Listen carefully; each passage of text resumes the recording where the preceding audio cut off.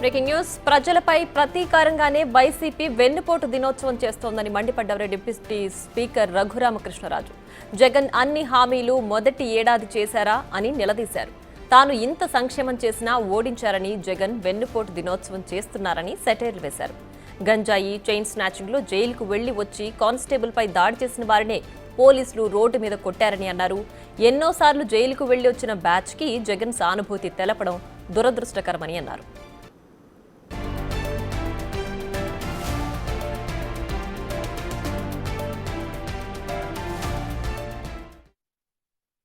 మాజీ ముఖ్యమంత్రి తెనాలి పర్యటన ఎందుకు ఆ పర్యటన అంటే, మరి అక్కడ రౌడీ షీటర్లుగా బాగా పేరు పొందిన మరి జాన్ విక్టర్ ఒకతను, అతని గ్యాంగు, ఓ ముగ్గురు నలుగురు ఉన్నారు.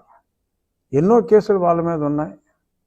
ఐ థింక్ జగన్మోహన్ రెడ్డి ముఖ్యమంత్రిగా ఉన్నప్పటి నుంచి కూడా ఉన్నాయి వాళ్ళ మీద కేసులు. మరి పోలీస్ స్టేషన్కి ఎన్నోసార్లు వెళ్ళారు, వచ్చారు. గంజాయి బ్యాచ్, చైన్ బ్యాచ్ అని ఎన్నో బిరుదులు ఉన్నాయి. తెనాల్లో ఎంతో పేరు ప్రసిద్ధిగాంచిన ముఠా, గంజాయి ముఠా వాళ్ళని చెప్పి విశిష్టమైన ప్రాధాన్యత సంతరించుకున్న ఆ రౌడీల్ని మరి ఒక హెడ్ కానిస్టేబుల్ మీదే, ఒక బీసీ హెడ్ కానిస్టేబుల్ మీద హత్య ప్రయత్నం చేశారు. మరి అతని శ్రీమతి కూడా ఎంతో వాపోయింది. ఆ అమ్మాయి దళిత సామాజిక వర్గానికి చెందిన అమ్మాయి. వారు ప్రేమ వివాహం చేసుకున్నారని పేపర్లో చదివా. మరి ఒక కానిస్టేబుల్ మీదే, హెడ్ కానిస్టేబుల్ మీదే ఈ బ్యాచ్, గంజాయి బ్యాచ్ దురాఘాతం చేస్తే మరి పబ్లిక్లో కూడా ఒక అవేర్నెస్ రావాలి. ఏదో చాటున వాళ్ళని దండించిన అలా అలా జైలుకి వెళ్ళటం రావటం ఒక అలవాటుగా మారిపోయిన ఆ దుండగులకి పబ్లిక్లో ఓకే, చట్టపరంగా తప్పే. ఇలాంటి చోట్లే చట్టం, న్యాయం, ధర్మం అనేవి కూడా వస్తూ ఉంటాయి. అధర్మం ఏం కాదు, అన్యాయం ఏం కాదు, కానీ డెఫినెట్గా చట్టానికి కాస్త వ్యతిరేకమే పబ్లిక్లో అలాగా చేయటం. మరి ఒక డాక్టర్ని, సుధాకర్ని నడి రోడ్డు మీద కొట్టించిన వ్యక్తి అప్పటి ముఖ్యమంత్రి, సుబ్రహ్మణ్యాన్ని పార్సిల్ చేసిన వ్యక్తిని మద్దతు ఇచ్చిన వ్యక్తి అప్పటి ముఖ్యమంత్రి. ఇలా ఎన్నో ఉన్నాయి.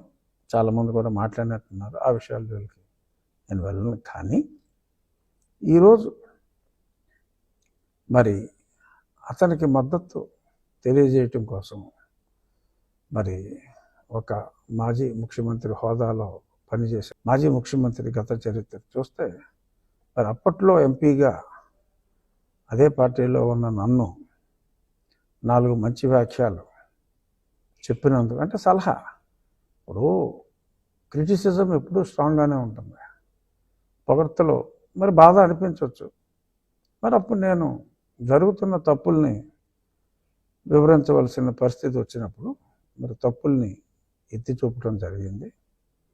మరి దాన్ని అన్యదా అతను అప్పుడు భావించి నన్ను దారుణంగా చిత్రహింసల పాలు చేశాడు. అన్యాయంగా నన్ను కొట్టారు.